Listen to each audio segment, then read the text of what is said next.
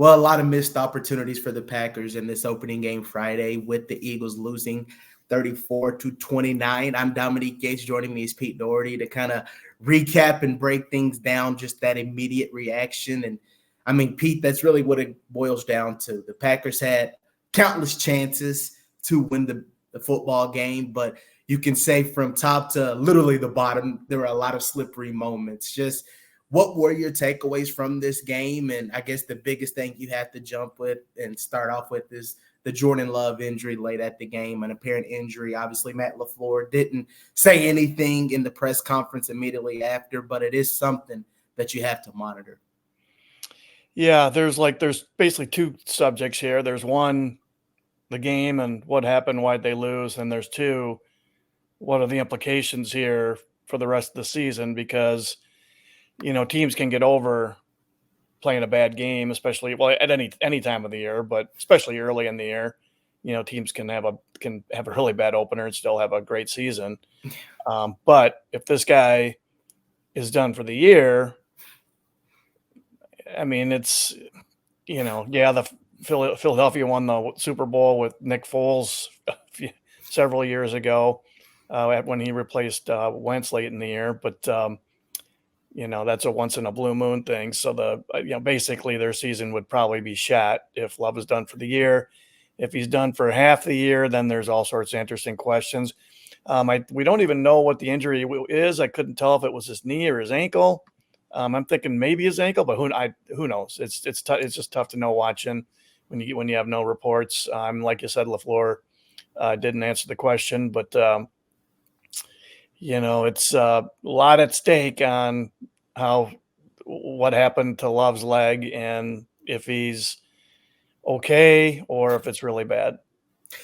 Can you even, I guess, what jumps out immediately in terms of what went wrong? I mean, countless penalties, missed tackles from the defense, a missed field goal overall. Braden Arvison had a pretty good debut for a rookie in this game, going 3 for 4. What jumped out the most? Was there anything that did surprise you, maybe that you thought would play out that didn't happen? Okay, you're right. I mean, everything you touched on there, those penalties, they get those 2 turnovers early and they only get 2 field goals out of it. That really hurt, especially one that was, they were pretty deep in Philadelphia territory there. You need touchdowns, at least on one of those 2 possessions. There were, they gave up a lot of runs inside to Barkley, where he just gashed them. A lot of missed tackles, like you said, big plays. But the Eagles have a ton of talent. Yeah. They're a good team. So I guess the thing more than anything that jumped out was, Love just did not have a good game. He wasn't terrible or anything, but he missed 3 or 4 throws that were there. He just missed them. He had the really bad interception. He was really lucky that Dean didn't intercept that other ball. That would have been an easy pick 6.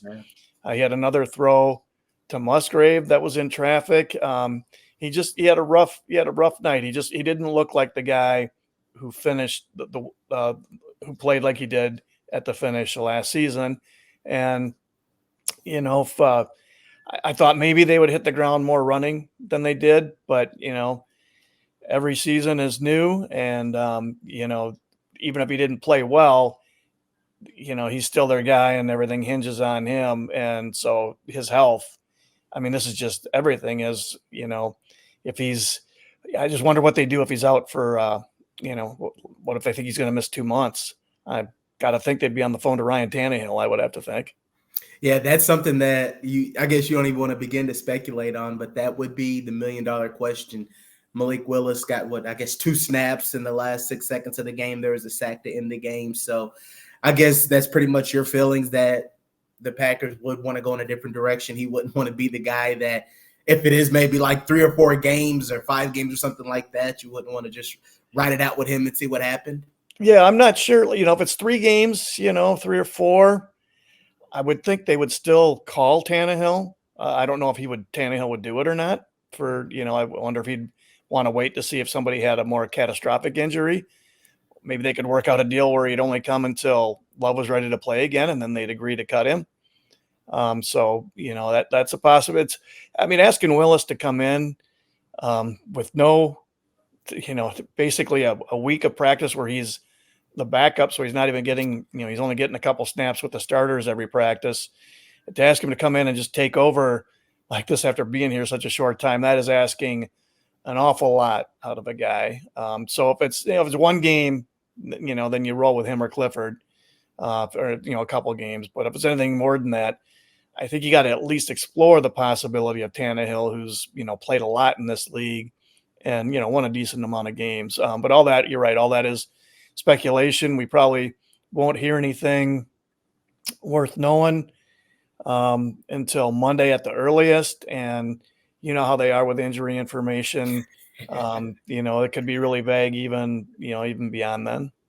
I guess the fascinating thing about this game, I thought, because of the offseason and figuring out this team coming together, I thought that I would have more questions answered after this game, but you add in the Love injury and so much more. There's still a few things that I'm curious to see. So I guess the big picture, if Love is healthy and everybody's okay, it's going to be interesting to see how they respond when they play the Colts back at Lambeau. Yeah, it's a really long season, and LaFleur talked about all the opportunities they had after the game, and this is one time where, that's right on the nose. This is a game they easily could have won, but they were very sloppy. All those penalties, drop passes, bad decisions by Love, all those things. But all we need to do is look back to last season with how bad they looked in the first half of the season and how good they looked, by December and especially January. There's so much season ahead of us. No one's going to remember much about this game, come mid-November. It's how the arc of the season goes and how much they improve, all those things. So, it's easy to be a prisoner of the moment, but when you're talking about observing the NFL. But the looking big picture, this is just one game. It was a bad game, but what matters most is whether Jordan Love is injured short term, injured medium term, or injured for the season. And that's the $1 million question, and that's the question that we will be looking to get those answers from now until the Packers have the home game against the Colts coming up September 15th. For Pete, I'm Dominique. Thank you all for watching.